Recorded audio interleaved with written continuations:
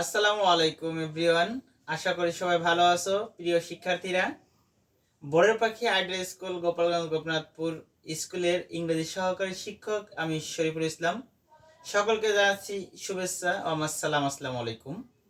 আজকের ক্লাসের মূল বিষয় হচ্ছে কিভাবে 3, 2, 4, 5 দের জন্য সহজে লেটার লেখা যায়। হাই স্কুল লেভেল এবং কলেজ লেভেলের লেটারটা একটু বেশি কঠিন, তার থেকে এই প্রাইমারি সেক্টরের লেটারটা যাতে সহজে লেখা যায় তার একটা সহজ ফরম্যাট আজকে বানিয়েছি। এই ফরম্যাটটা দিয়ে খুব সুন্দর করে একটা ফরম্যাট দিয়ে অনেকগুলো লেটার লেখা যায়, শুধুমাত্র আংশিক চেঞ্জ অথবা মাঝে একটা চেঞ্জ করলে হয়।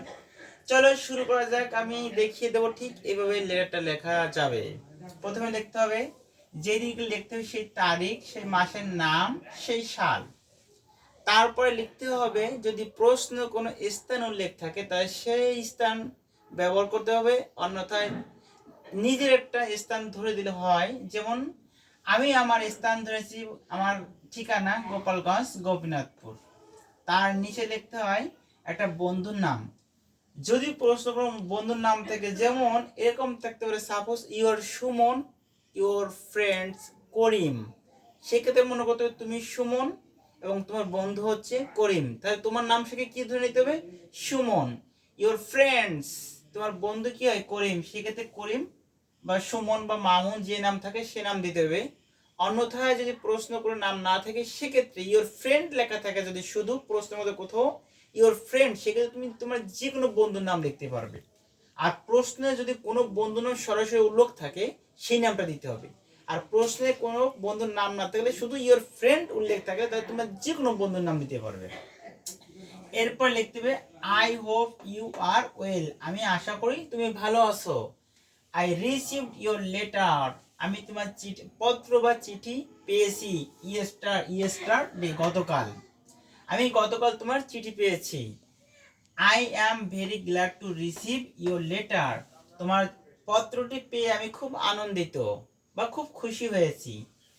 ইন ইউর লেটার, তোমার পত্রে, you have wanted to know about, you have wanted to know about, তোমরা জানতে চেয়েছো, তুমি তোমার পত্রে জানতে চেয়েছো অ্যাবাউট, সম্পর্কে বা সম্বন্ধে। কি সম্বন্ধে? সেই সম্পর্কে এখানে কিছু লিখবো, প্রশ্ন লেখা থাকবে যে কোন বিষয়ের উপর লেটারটা লিখতে হবে।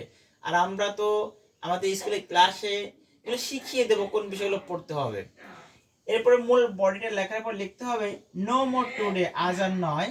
এটা লেখার পর লিখতে হবে with best regards to your parents and love to all, তোমার পিতামাতার প্রতি আমার ভালোবাসা রইল এবং ছোটদের প্রতি আমার ভালোবাসা রইল। এর নিচে লিখতে হবে ইয়োর্স ইভার না দিয়ে ইয়োর্স লাভিং ফ্রেন্ড, এবার যেটা বেটার। তার নিচে লিখতে হবে যার যার নাম লিখে দিবা। এরপর সুন্দর করে এবার একটা খাম আঁকবা। খামটা হচ্ছে চারপাশে একটা বর্ডার দিতে হবে, দাগ দিতে হবে। মাঝে একটা বক্স করতে হবে, তুলনামূলক এই বক্সটা ছোট হবে, ডান পাশের বক্সটা বড় হবে। এবং এরপরে কি লিখতে হবে? স্টাম্প। এইভাবে দাগ দিয়ে স্টাম্প লিখে লিখতে হবে স্টাম্প।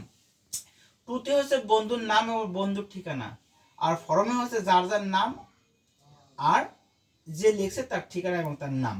তো আমি আশা করি ফরম্যাটটা মুখস্থ করে অনেক সহজ, না বুঝলে একটু বারবার পড়তে হবে, বারবার ভিডিওটা দেখতে হবে, তাহলে আমি আশা করি ফরম্যাটটা একদম ইজি হয়ে যাবে। এই ফরম্যাটটা মনে রাখতে পারলে যে কোনো লেটার লেখা এই সিস্টেমে লেখা যাবে এবং লেটার লেখার নিয়ম এটাই। তো আজ পর্যন্তই প্রিয় শিক্ষার্থী, সবাই ভালো থাকবে। আল্লাহ হাফেজ।